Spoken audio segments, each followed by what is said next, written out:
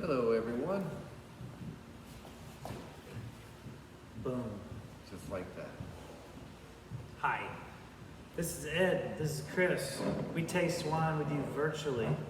We do it here in person if you like to drink wine. We do them 4 at a time, every Thursday night at 6 p.m. at Old North State Winery, right down here in the barrel room. What a treat. And it comes with hors d'oeuvres that pair with each wine. And it's only 25 bucks. Deal of the century. We cover 200 wines over the course of a year. That's 1,000 wines every 5 years. Isn't that crazy? Why go down a grocery store, wine shop, etc., guessing at wines when you can taste wines and know what you like? And that's why The confidence, the the knowledge. confidence. That's why we do this, and we hope you're taking advantage of it in person. If you can't, you do it virtually, and you get, if you want to pick up virtually for 50 bucks, you get 2 full bottles of wine and tastings for 2. So it's a Wow. that's actually a remarkable deal. So Remarkable. we're not doing well in that, but that's okay. We love teaching people about wine and food and how they interact and how important they are, or should be important to you. We're trying to make it that way. Now more than ever. There's too many distractions in the world. We need to get back to the basics, food and Keep wine. it simple. Keep it simple. It's good for your soul. Well, Chef, my soul's a little empty right now. That's because you don't have any wine. So I'm going to rectify that situation. I'm glad I get to participate in such a metamorphosis of your soul. Thank you. There is no one more important than you, Chef. Well, So, I can think of 100,000 things more important, but aren't you sweet? no, I'm just talking about from my drinking. Oh, yeah. You're a positive influence on my consumption. Cheers. Cheers. I'll drink to that. All right, so we're going to start in the south of France, Languedoc. This is Souleil de bonte. Souleil is basically translates to sun in French, or old French, maybe archaic French, but and then bonte means good. So the good sun of the Mediterranean, cute little artwork there, twist off for ease, you know. So For you your know, convenience. if you're picking these up to take home, you might accidentally open this on your way to the. Pre-game a little. Yeah, just You don't want to go in cold. you want to I mean, make sure it's warm safe, your way up. And safe for your guests before you you get can home hire a driver. and you watch our little YouTube video. So this is a really what I would call a summertime red. It's a GSM, of course. That means Grenache, Syrah, Mourvedre. And this winery is really interesting to me. They make 3 wines: a Blanc, a Rosé, and then of course La Rouge. So 3 basic wines, 3 delicious wines. And I will Table one. table wines, yeah. But I will say this: they're also organic. And it says on the, I like the wording on that, it says served with a side of purpose. That's right, and it's also vegan. Believe it or not, there are a lot of wines that Egg aren't whites, vegan yeah. because of egg whites or fish bladders, etc. Like that. There are some quirky things that we use in the wine industry to clarify wines, and if that's important to you, this is vegan. So, with that being said, who cares about all that? It doesn't taste good. Nose is great, Chef. Earthy. A lot of earth. La Rouge, Got some really good red and black fruit on that. big time. And so it's just lovely.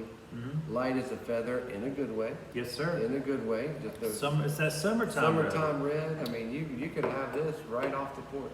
There's no shortage of alcohol. It says 13, that's I'm BS. not buying into that. No, there's way more than that. And I'm happy. And no one's checked on it. I'm happy. I'm quite happy it's listed as 13 because that keeps the price down. Anything under 14, Sure enough. it's a less tax. So they're sneaking in some wine on us that has a little more alcohol than it's listed, but that's okay by law. It can be 1.5% off in any direction. So it might be 14.4, 14.5. You wouldn't hear me dispute it. Really, really silky on the front end, lots of fruit, and then transitioning into kind of a high-toned red, bright finish with very subtle yet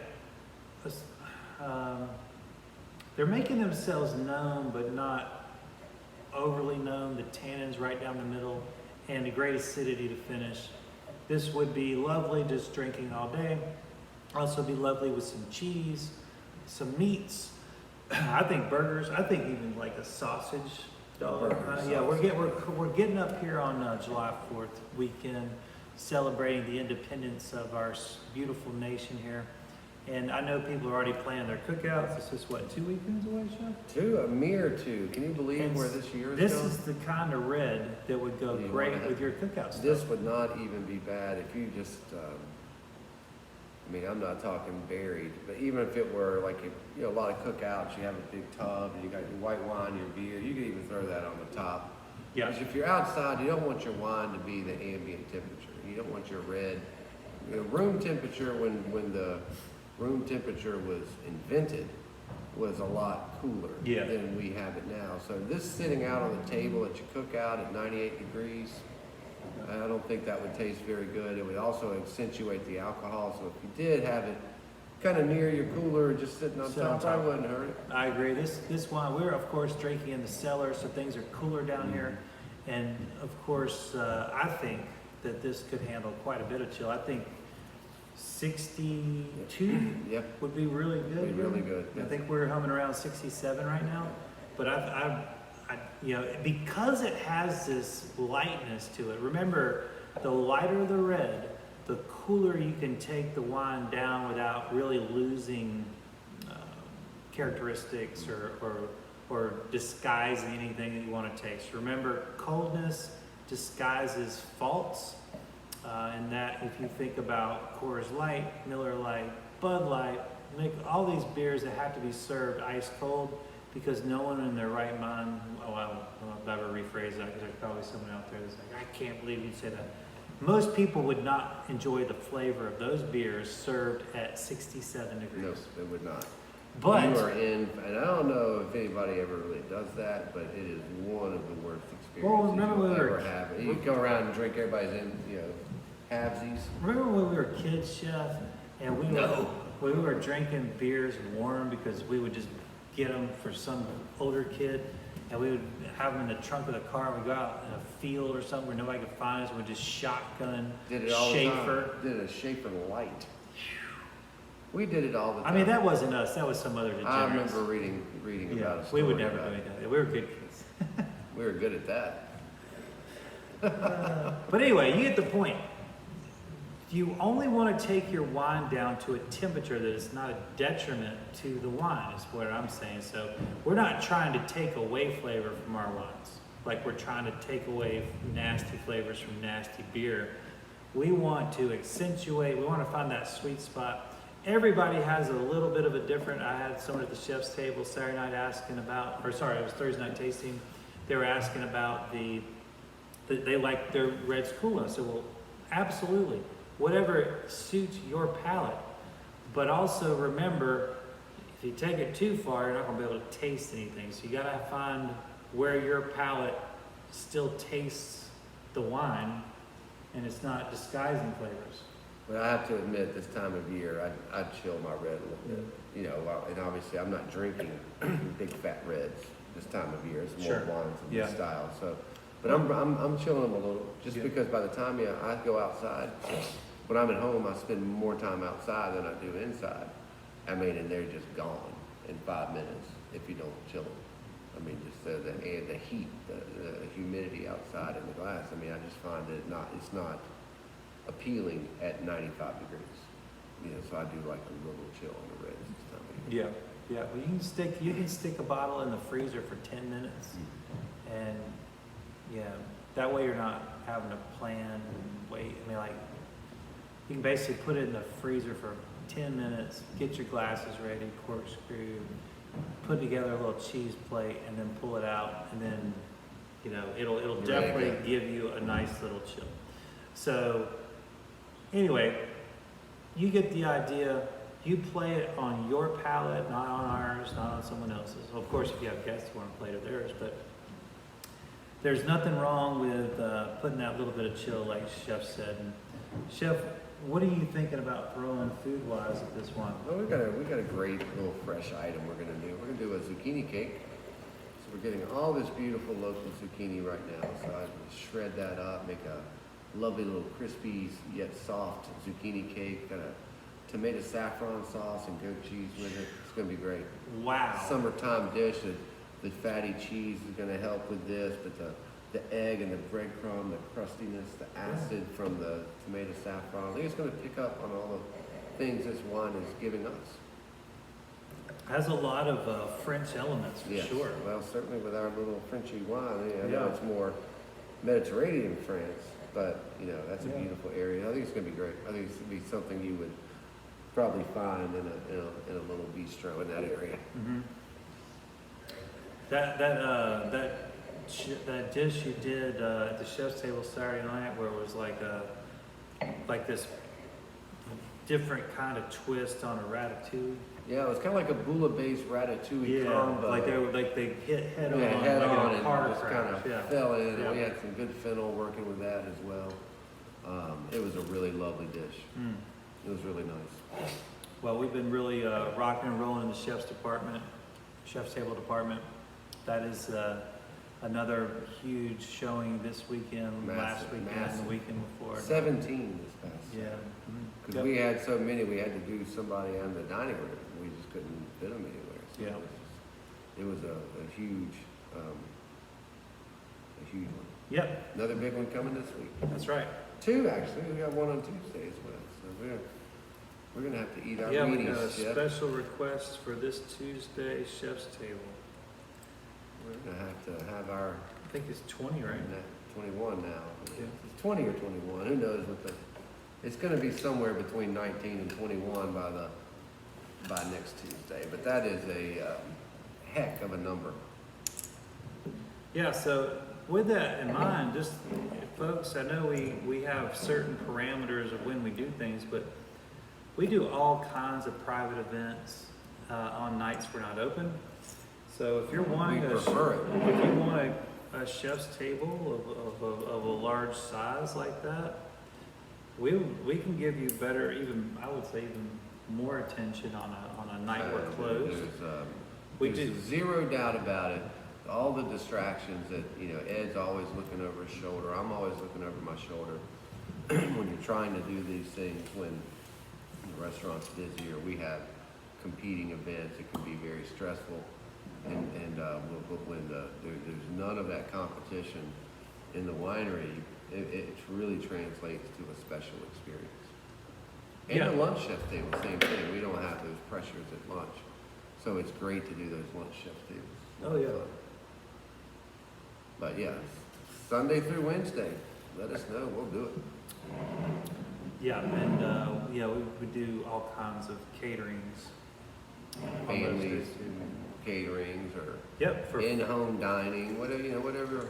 We like to do it all. Thank you. and chef, We like to do it all. family meals are another option for you. If you want a chef to design you a chef's quality meal to take home for your family, Super fresh. you give us a day or two notice, and we can have something really special for you to heat and serve at home. And of course, you can tell everybody that you made it. What I like to do is take a little flour, just kind of throw it on your apron, and baking all day. I think, hope you enjoy Right. all this labor. Yeah, that's basically what you do. And I saw a bunch of food line back Oh, that's there. all. Yeah, I mean, I've got a guy there, just makes it all. I repack. Yeah, right.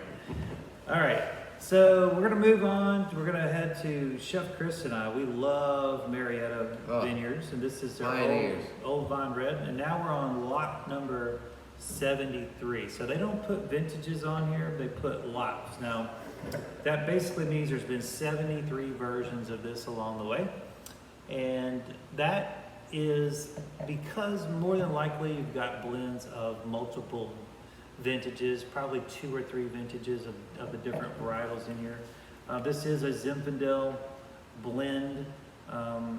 We don't necessarily know what all's in here, to be honest with you.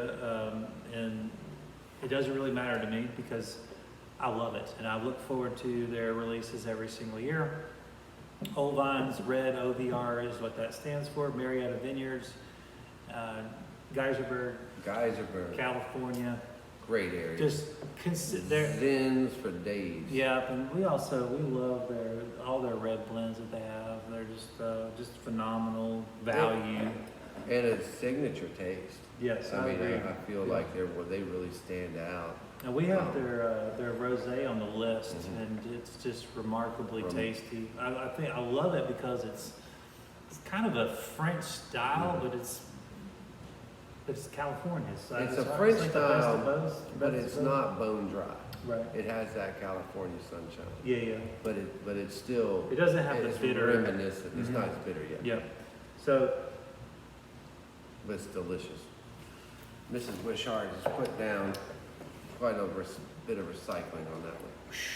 son, this never Yeah, disappoints. no, Now, it doesn't.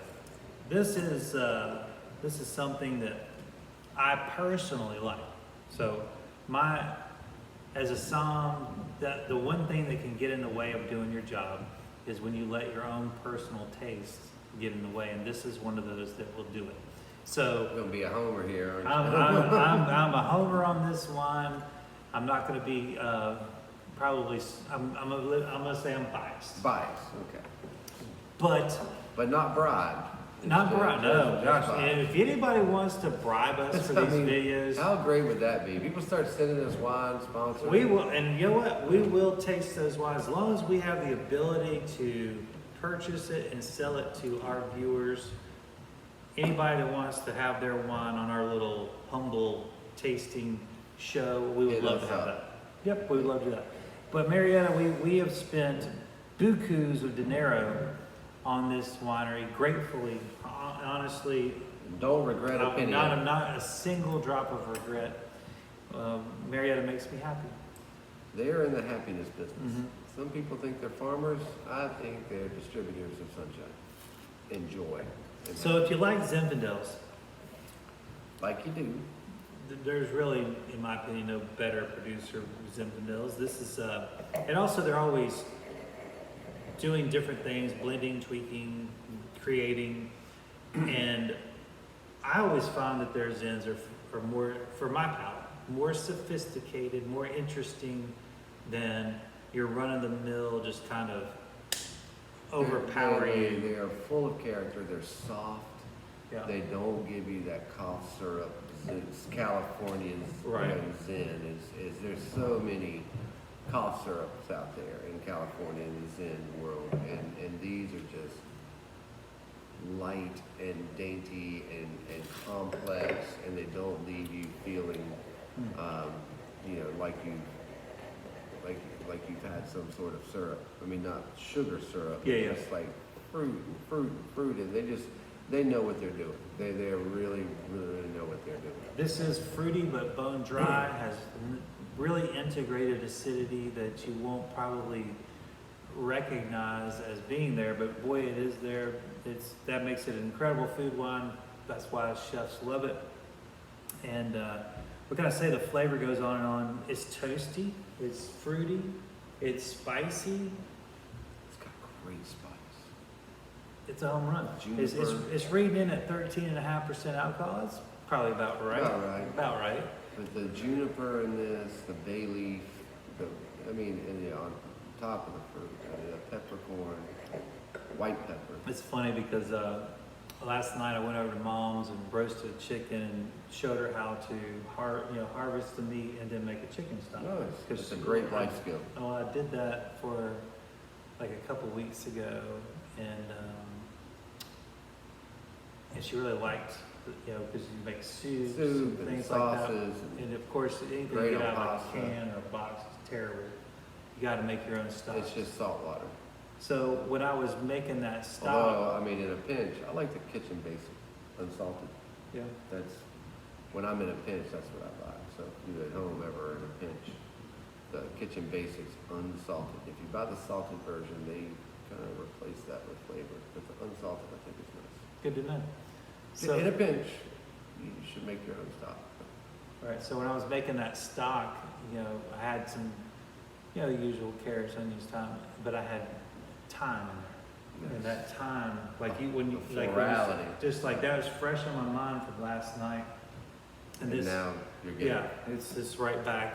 It's really interesting, you know, of course, smells and tastes are all memory based. You can't recall something that you haven't experienced. And so I tell people this all the time, anytime you're doing something, smell. And if you can, taste. I mean, you know, there's some things you can't help but smell, like, you know, when someone's mowing a yard, there's just intense smells. But those are things that you can build and remember things.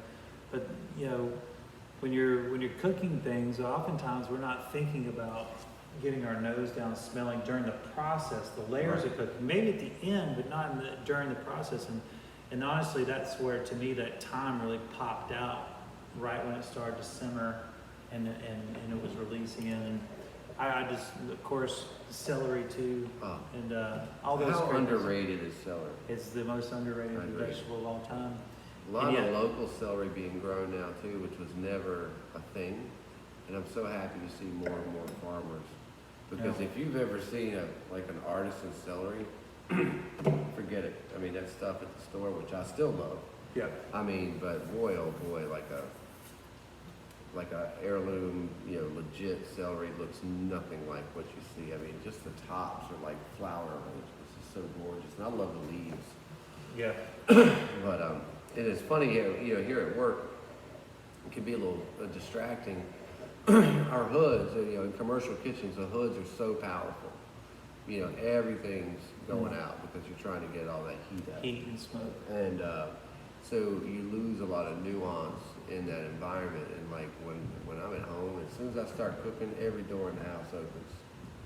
And it's just like ants at a picnic, all the kids coming down. That smells amazing. What are we having? It's just like, you lose a lot of that in an industrial setting. Right. But you know, at home, if you're picking thyme over your homemade stock. I mean, it's almost overwhelming how there's sensory overload when you're used to a lot of neutral. So you really have to get off to the side to get the bouquet of something. But at home, it's just right there. And it's so warm.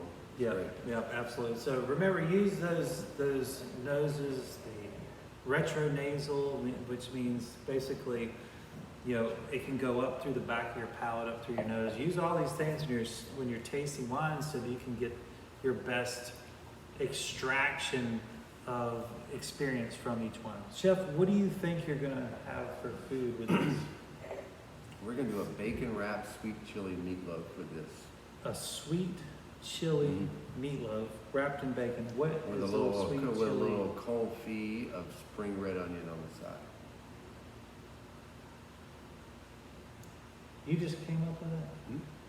That's what I wanted to have drinking. Because that's what I want with this one.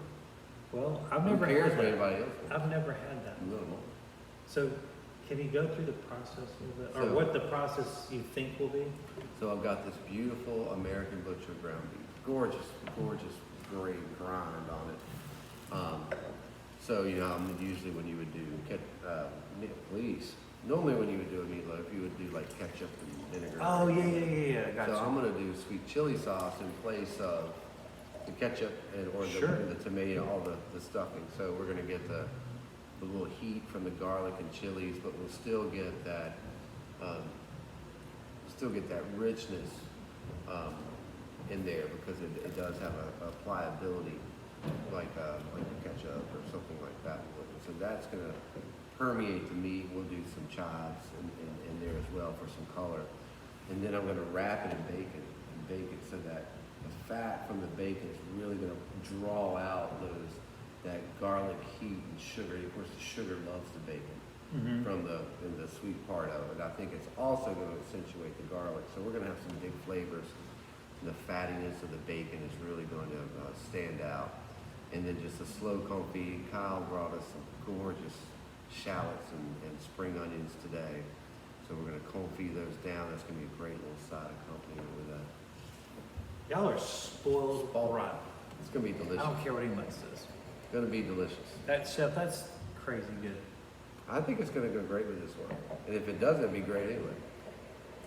I wonder if you could do like I mean, can you take meatloaf to the chef's table level? Is that a possibility? Well, It's I mean, such a I mean, home, it's such like a well, home dish. I think I've actually done a couple of things. I mean, you're like that, approaching chef level. but we're not calling it meatloaf. You know, of course, we put some Oh, yeah. phrase on there. Sure. Yeah, Yeah. but and on it, that's funny you say that. I'm working on something. I know we've been talking lately how we like to take a lot of traditional items and elevate them. Right. I'm thinking on that we're going to do a chef table soon. It's all like Traditional. classic diner food, but What? every course is going to be something that you would recognize as an American staple of a Right. or any. It doesn't have Sure, to like be maybe like a grilled cheese, just for anything. or a And meatloaf or so, you know, and I was like, yeah, it's coming soon. yeah, Tuesday. Maybe What better crowd? that would be a good crowd to do it. Mhm. You certainly have a captive audience. You can talk through it, but you know, like you know, and like my pre-menu, the one that I've worked on that nobody, you know, that I keep off that I've been building it like a lobster roll. You know, I mean, you sell lobster rolls in Maine and you know out Oh, they of sell trucks. them. They sell them out of trucks. Trucks. So you get the Yeah. gas station and get a Yeah. lobster roll. Mhm. So I mean, but you know, it's little things like that: meatloaf, mac and cheese, coq au vin, or roasted chicken. You know, you do a croissant. How about a morel mac and cheese? See, something and like then that. it's actually funny you said that because that yeah, dish you did that last dish week, with the sirloin. I mean, Lord, I would eat that. I mean, that would. The I'd steak have was no an problem. afterthought. It was just like a vehicle to get that. I mean, I would put that on my last meal. it was that wonderful. good. People were raving about it. Actually, people ordered it without the steak. Well, you know, it's funny. This weekend we're doing it without the steak. It's actually going to be our vegetarian entree Yeah. because I've got my hands on some more morels. I wanted them today. I couldn't get them, so I can't get them till Friday. So we're going to have to do a little dance to get around tomorrow. But that is actually going to be a centerpiece thing for the weekend, and hopefully for a couple of weeks to come. Yeah, that's wonderful, chef. And you know what? A little birdie told me chanterelles are already popping up in June. We've seen them. I've seen pictures already. But it's so dry. They're not in my hand. I bet it'll be the next big rain we get. And the next big rain, which is going to be Which this is awfully weekend, early. which is this weekend, Awfully early. We usually don't see them until July, August, and this heat, we've seen them run up all the way up into September on those rainy years. those rainy years. But a couple of my foragers, now I forget the biology, but a certain amount of days consecutively above 80 or something like It's the low temperature. The maybe low that's what it temperature of the evening has to be that they sustain. not so low. I know a fellow who forages. And rain. And rain. I have a fellow who forages between Pinnacle and Winston. Has found a few rogue chanterelles Yeah. already. I think, you know, but obviously not nests. They're just testing. They the haven't, waters. yeah, they're testing the water. waters. So they're But they're peeking colonies up. underneath. I mean, they're just these Oh, yeah. huge elaborate systems under. So, I mean, you'll get a few, Yeah, they're like just. scouts. Yeah, it's just their reproductive, Yeah. which is kind of gross when you think about it. But anyway, Yeah, we've done worse. it's like pollen. Yeah. Yeah. Like Yeah. we're in the middle of a tree orgy. Yeah. Pretty cool. Is it? Trees gotta have fun.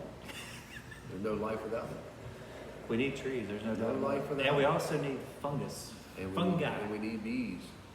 I saw something. If there were no fungi, the whole world would be like knee high in Waste. waste in like 2 months. Mhm.